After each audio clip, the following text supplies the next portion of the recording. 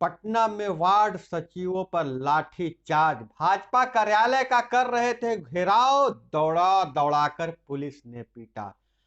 अब अगर पंचायत प्रतिनिधियों की हत्या की तो लगेगा सीसीए एक्ट। मंत्री सम्राट चौधरी बोले पंचायत प्रतिनिधियों पर हमला करने वाले पर लगेगा सीसीए एक्ट। उद्योगपति व जदयू के राज्यसभा सांसद किंग महेंद्र का दिल्ली में हुआ निधन। और बोले नीतीश कुमार अगर शराब पीनी हो तो मत आइए बिहार, आने की कोई जरूरत नहीं है। कहा भगवान को भी समाज में गड़बड़ी करने वाले को झेलना पड़ता है। और इधर नजर डाले तो गुजरात, दिल्ली, हरियाणा में नए केस सिर्फ 10 दिनों में 3 गुना बढ़े। 15 से 18 साल के किशोर स्कूल का सर्टिफिकेट या आईडी कार्ड दिखाकर टीके लगवा सकेंगे, लेकिन 60 से ऊपर वाले को मेडिकल सर्टिफिकेट जरूरी है। और वहीं नजर डाले कि 2022-23 में बिहार के लोग ले सकते हैं 1,46,000 करोड़ तक का लोन। मतलब 1,46,000 करोड़ तक का लोन ले सकते हैं। वर्ष 2021-22 के लिए नाबार्ड ने बिहार के लिए तय किया था 1,43,000 करोड़ क्रेडिट का लक्ष्य, लेकिन इस बार उसे बढ़ा दिया गया है। और मांझी जी आ गए हैं बैकफुट पर। मांझी ने दिया ब्राह्मण दलित एकता महाभोज, खुद परोसा चूड़ा दही और सब्जी। भोज में 500 से अधिक लोग जुटे। और वहीं अगर हम बात करें अन्य खबरें पर तो मुंगेर में नाबालिग को पहले अगवा किया, उसके बाद उसके साथ दुष्कर्म किया। नमस्कार, मैं हूं अभय कुमार। कार्यक्रम अखबारों की सुर्खियां सुबह सवेरे में आपका स्वागत है। तो नजर डालते हैं आज के अखबारों में छपी खबरों पर। लेकिन खबरों में आगे से बढ़ने से पहले आप लोगों से गुजारिश है, अभी तक आप चैनल को सब्सक्राइब नहीं किए हैं तो चैनल को सब्सक्राइब कर लीजिए। वीडियो पसंद आए तो एक लाइक जरूर कीजिएगा, क्योंकि हम ढूंढ ढूंढ कर लाते हैं आपकी काम की खबरें। तो आइए देखते हैं अखबारों में क्या छपा है और क्या आपके लिए जानना जरूरी है। तो पहली खबर हम लेते हैं नीतीश कुमार की शराबबंदी पर है। नीतीश कुमार ने स्पष्ट कर दिया है कि अगर शराब पीनी हो तो मत आइए बिहार। मुख्यमंत्री नीतीश कुमार ने कहा मैं दारू पीने वालों को विद्वान व काबिल नहीं मानता हूं। वे दरअसल समाज व महात्मा गांधी के विरोधी है। हम वैसे किसी आदमी को बिहार आने का इजाजत नहीं देंगे जो शराब पीने की इच्छा रखते हैं। अगर शराब पीनी है तो बिहार मत आइए, इसकी कोई जरूरत नहीं है। मुख्यमंत्री सोमवार को समाज सुधार अभियान के तहत सासाराम में एक कार्यक्रम को संबोधित करते हुए उन्होंने कहा। और इधर पटना में वार्ड सचिवों ने भाजपा ऑफिस घेरा, लाठीचार्ज, पथराव में 25 घायल, 5 घंटे तक हुआ हंगामा, पुलिस के कई जवान भी हुए चोटिल। हम आपको बता दें कि 1,14,000 वार्ड सचिवों की नियुक्ति हुई थी बिहार में। हर वार्ड में आम सभा के माध्यम से इनकी तैनाती वर्ष 2016 में किया गया था। इसमें मैट्रिक पास का अहर्ता रखी गई थी।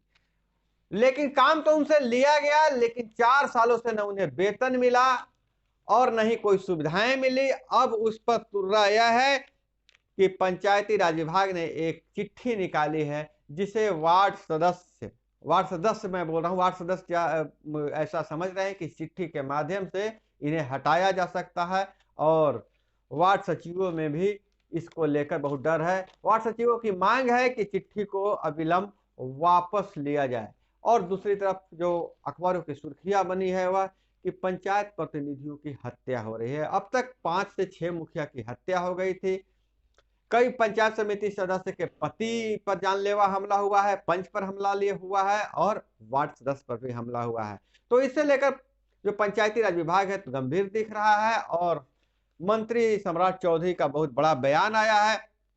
पंचायती राज मंत्री सम्राट चौधरी ने कहा कि त्रिस्तरीय पंचायत प्रतिनिधियों की हुई हत्या को लेकर सरकार गंभीर है। इसके लिए पंचायती राज विभाग ने कड़ी कार्रवाई करने का करने के लिए डीजीपी को पत्र लिखा है, जिसमें पुलिस प्रशासन द्वारा 13 बिंदुओं पर सहमति प्रदान कर दी गई है। अब जो भी हत्या करेंगे, जो आरोपी होंगे, उन पर सीसीए लगाया जाएगा।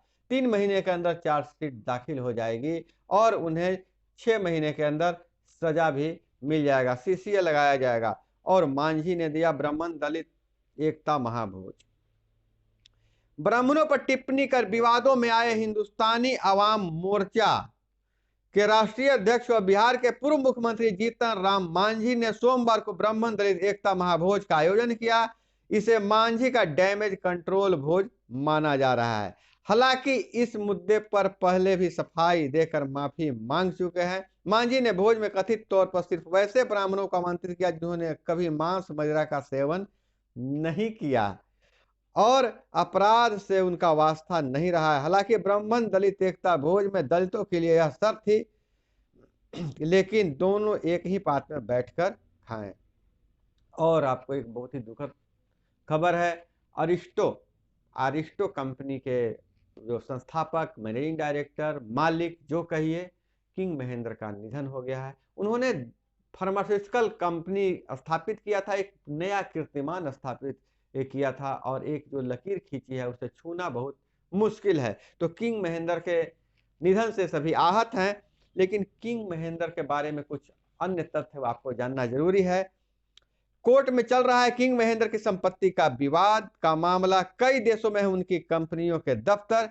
किंग महेंद्र की संपत्ति का विवाद मामला दिल्ली हाईकोर्ट में चल रहा है। उनके घरेलू और संपत्ति विवाद को सुलझाने के लिए कोर्ट ने गार्जियनशिप कमेटी बनाई है। इसमें किंग महेंद्र की पत्नी, बेटा व भाई को शामिल किया गया है। कोर्ट में फिलहाल 3 साल के लिए व्यवस्था बनाई है। कुछ पहलू और जान लीजिए। किंग महेंद्र की कई कंपनियां हैं। मुख्य फार्म अरिस्टो फार्मास्यूटिकल का कॉर्पोरेट मुख्यालय मुंबई में है।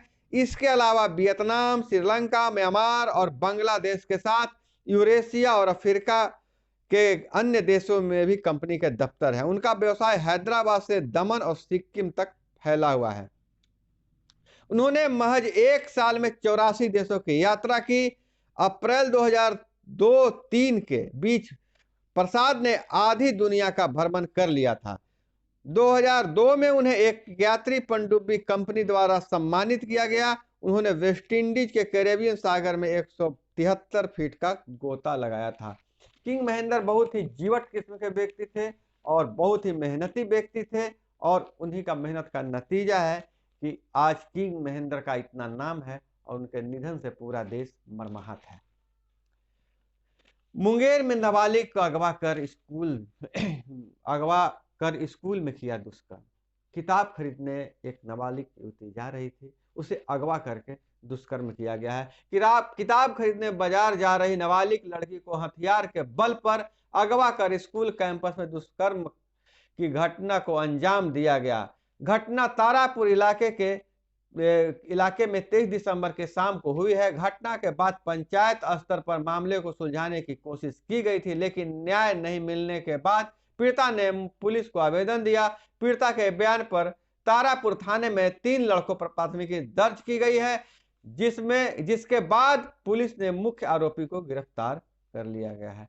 16 वर्षीय पीड़िता ने बताया कि 22 से 23 दिसंबर को वह किताब खरीदने जा रही थी, लेकिन जैसे ही वह रास्ते में जा रही थी तो पीछे से गाजीपुर उर्दू मोहल्ला निवासी मोहम्मद उजाला अपने 2 साथियों के साथ आया और उसका अगवा कर लिया और उसके साथ गलत काम किया। इससे लेकर पहले तो पंचायत में मामला सुलझाने की बात कही जा रही थी, लेकिन नहीं बात बनी तो मामला कोर्ट तक पहुंच गया। और एक खबर पर नजर डालना बहुत जरूरी है। राष्ट्रीय कृषि एवं ग्रामीण विकास बैंक नाबार्ड ने वित्तीय वर्ष 2022-23 के लिए 1,46,000 करोड़ का वार्षिक ऋण योजना बनाई है। यह पिछले साल की तुलना में महज 3,000 करोड़ रुपए ही अधिक है। इसमें कृषि क्षेत्र में 85,000 करोड़ से अधिक ऋण वितरण की संभावना का आकलन किया जा रहा है। नाबार्ड इससे संबंधित बिहार स्टेट फोकस पेपर वर्ष 2022-23 मंगलवार को जारी करेगा। इसमें ऋण संभावनाओं में किसान की आय बढ़ाने के लिए कृषि उपज बढ़ाने, कृषि उपज की मार्केटिंग और कृषि टर्म लोन आदि पर फोकस किया गया है। नाबार्ड के माध्यम से लोन लिया जा सकता है। लगभग 1.5 लाख करोड़ रुपए का लोन देने का बताया जा रहा है। और इकलौती संतान की बेटी है आपकी, अगर मात्र एक ही बेटी है, इकलौती संतान बेटी है, तो 11वीं 12वीं की पढ़ाई के लिए स्कॉलरशिप। वैसे दंपत्ति जिनकी मात्र एक संतान है, वह बेटी है, तो 11वीं 12वीं की पढ़ाई के लिए स्कॉलरशिप उन्हें मिलेगा। बहुत अच्छी खबर है, इसको जरा देखते हैं।